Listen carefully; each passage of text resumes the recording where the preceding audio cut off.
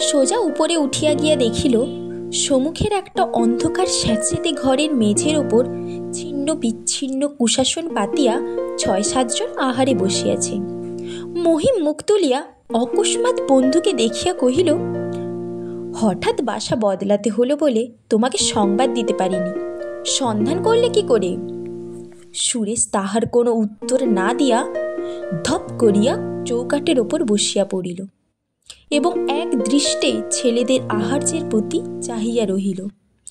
অত্যন্ত মোটা চালের অন্ন, জলের মতো কি একটা ডাল, শাক ডাঁটা এবং কচু দিয়া একটা তরকারি এবং তাহারই পাশে 2 টুকরো পোড়া পোড়া কুমড়া ভাজা। দধি নাই, দুগ্ধ নাই, কোনো প্রকার মিষ্ট নাই, 1 টুকরো মাছ পর্যন্ত কাহারও পাতে পড়িল না। সকলের সঙ্গে মহিম অম্লান মুখে নিরতিশয় পরিতৃপ্তির সহিত এইগুলি ভোজন করিতে লাগিল। কিন্তু চাহিয়া চাহিয়া সুরেশের 2 চক্ষু জলে ভরিয়া উঠিল।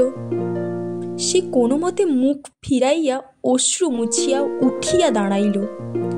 সামান্য কারণেই সুরেশের চোখে জল আসিয়া পড়িত।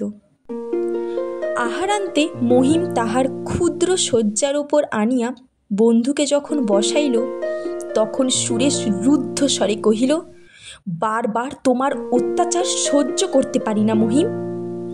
মহিম নিরীহভাবে জিজ্ঞেস করিল, তার মানে?